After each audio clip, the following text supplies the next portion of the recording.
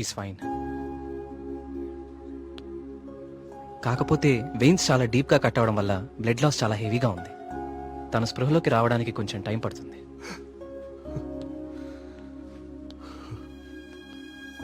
కార్తీక్, ఒకసారి రండి.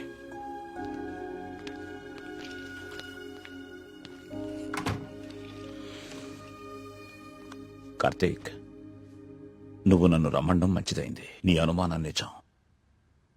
ప్రియ తిన్న ఫుడ్లో ఒక డ్రగ్ కలపబడింది. ప్రియ బ్లడ్ ని పవర్ఫుల్ మైక్రోస్కోపిక్ అబ్జర్వేషన్ చేశాను. ఆ డ్రగ్ వల్లే ప్రియ ఆత్మహత్య చేసుకోబోయింది. విషయం అయితే చనిపోతారు. ఇలా డ్రగ్ మూలంగా ఆత్మహత్య చేసుకోవటం ఏంటి? చెప్తాను. కొన్ని వందల సంవత్సరాల క్రితం ఆయుర్వేద బ్రహ్మగా పేరొందిన సుశ్రుతుడు కొన్ని రకాల మొక్కలకి మనిషి మెదడుని కంట్రోల్ చేసే శక్తి ఉందని కనుగొన్నాడు. వాటితో ఒక డ్రగ్ తయారు చేశాడు. అలెగ్జాండర్ తన ప్రపంచ జైత్రయాత్రలో భాగంగా తన సైనికుల మీద ఈ డ్రగ్ ను ఉపయోగించాడు. ఎన్ని దెబ్బలు తగిలినా తమ శారీరక స్థితిని పట్టించుకోకుండా పిచ్చి పట్టినట్లుగా యుద్ధానికి వెళ్లేవారు. హిట్లర్ కూడా రెండవ ప్రపంచ యుద్ధ సమయంలో ఇలాంటి డ్రగ్ తయారు చేయించాడు. అయితే అదంత సక్సెస్ అవ్వలేదు. ఆ డ్రగ్ ని 3 డోసెస్ గా ఇస్తారు. రోజుకి 1 డోస్.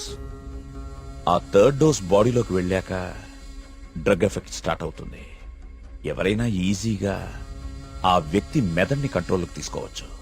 అంతేకాదు, ఆ 3 డోసెస్ ఒకేసారి కల్పిస్తే అది సైనైడ్ కంటే ప్రమాదకరం. It's a hypnotic suicidal drug. అంటే ప్రియా కూడా? ఎస్, ప్రియ విషయంలో కూడా అదే జరిగింది. ఆ డ్రగ్ కలిపారు. That might be 3rd dose. అంతకుముందే 2 డోసెస్ ఇచ్చేసి ఉండాలి. ఆ ఫుడ్ తిన్న వెంటనే ప్రియ మీద హిప్నాటిక్ ఎఫెక్ట్ స్టార్ట్ అయింది. అయితే ఎవరో తనని లెటర్ రాసి ఆత్మహత్య చేసుకునేలాగా హిప్నటైజ్ చేశారు. You're right. ఈ డ్రగ్ అసలు మన మార్కెట్లో దొరుకుతుందా? మార్కెట్లో ప్రోజోన్, డాల్మెన్ లాంటి హిప్నాటిక్ డ్రగ్స్ ఉన్నాయి. కానీ ప్రియకిచ్చింది వెరీ పవర్ఫుల్ డ్రగ్. అసలు ఇలాంటి డ్రగ్ ఒకటి ఉందని ఇప్పటి ప్రపంచానికి తెలియదు. వీటిని తయారు చేయడానికి కొన్ని రకాల మొక్కలు వాడతారు కార్తీక్. దే ఆర్ కాల్డ్ సైకోసిస్ ఇండ్యూసింగ్ ప్లాంట్స్. ఇవి జర్మనీ పరిసర ప్రాంతాల్లో మాత్రమే దొరుకుతాయి.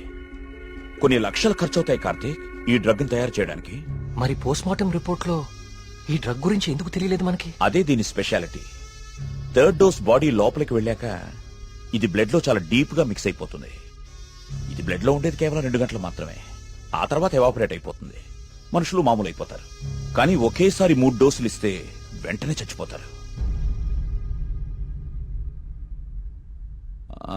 పోస్ట్ మార్టం చేసేటప్పుడు నార్మల్ బ్లడ్ టెస్ట్ చేస్తాం కాబట్టి ఈ డ్రగ్ గురించి తెలియడం ఇంపాసిబుల్.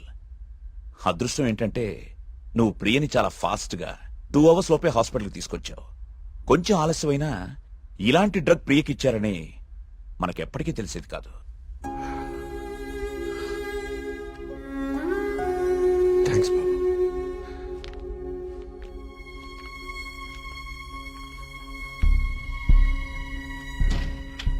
అయితే అన్ని ఆత్మహత్యలకి కారణం ఆ డ్రగ్.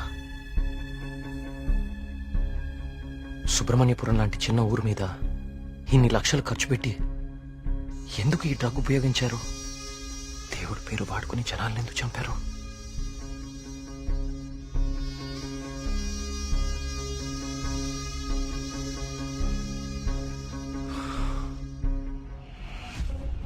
సుబ్రహ్మణ్యపురం ఆలయంతో సహా గణపతి స్థపతి కట్టిన ఆలయాలన్నీ ఒకలాగానే ఉన్నాయి.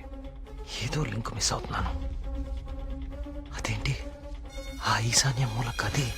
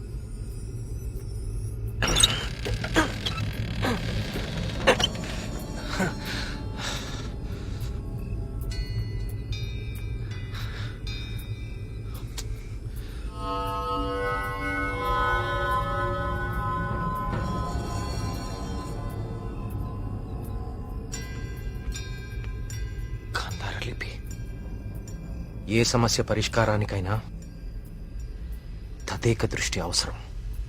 తదేక దృష్టితో చూడు, పరిష్కార మార్గాలు తెరుచుకుంటాయి.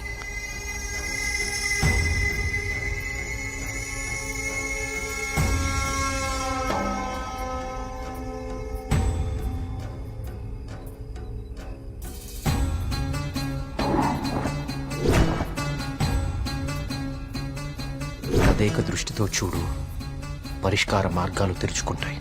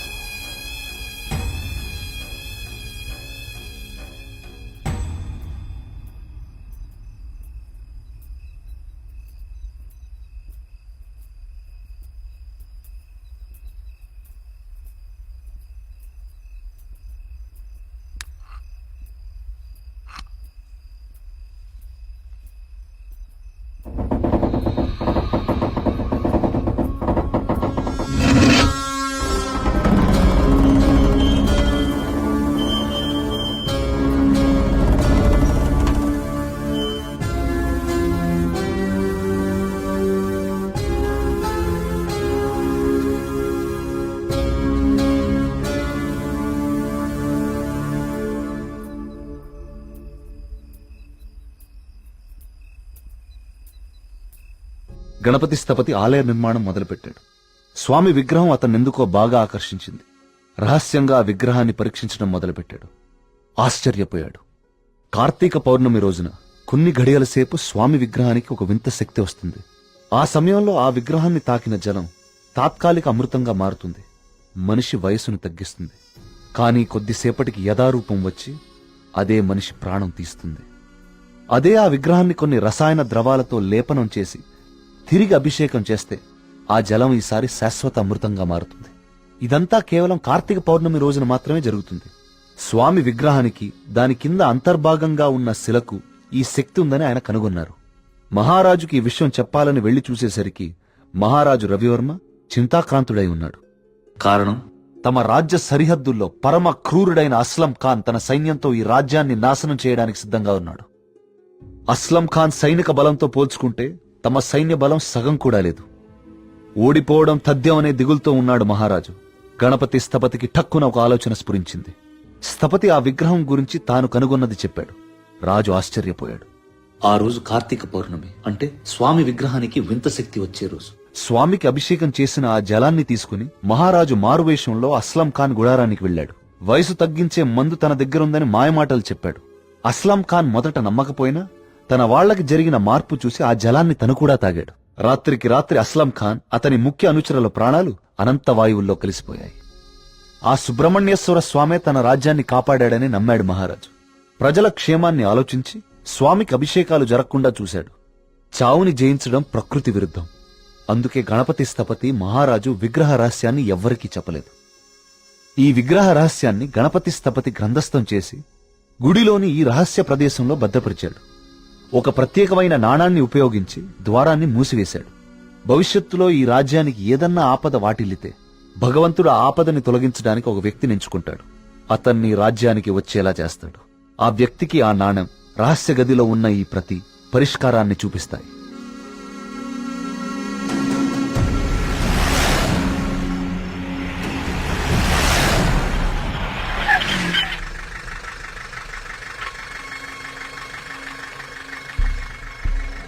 సైకోసిస్ ఇండ్యూసింగ్ ప్లాంట్స్ ఇవి జర్మనీ పరిసర ప్రాంతాల్లో మాత్రమే దొరుకుతాయి.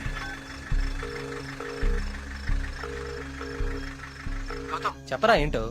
మొన్న అక్టోబర్లో గానీ నవంబర్లో గానీ జర్మనీ నుంచి ఎవరైనా వచ్చారా హైదరాబాద్ కి? ఇమిగ్రేషన్ కనుక్కొని చెప్తావు నువ్వు? ఒక 5 minutes టైం ఇవ్వరా, కనుక్కొని చెప్తాను. ఓకేనా బావా? టోటల్ గా 8 మంది జర్మనీ నుంచి హైదరాబాద్ వచ్చారు. వాళ్ళలో 4 సాఫ్ట్వేర్ ఎంప్లాయీస్, వాళ్ళందరిది హైదరాబాద్. ఇంకొక 2 మాత్రం జర్మనీ సిటిజన్సే. వాళ్ళు ఏన్షియంట్ ఎర్త్ అనే ఆర్కియాలజీ ఫర్మ్ నుంచి వచ్చారు.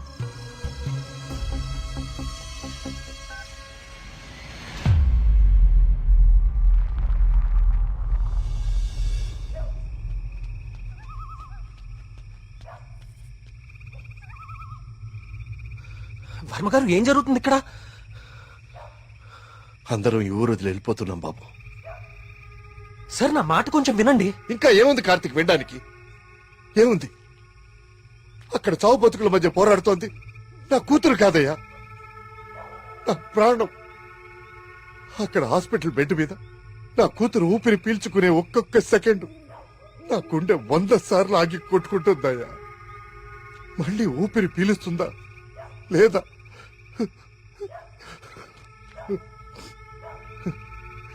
నిజమే, కష్టం నా ఇంటి దాకా వచ్చే వరకు నాకు అర్థం కాలేదు.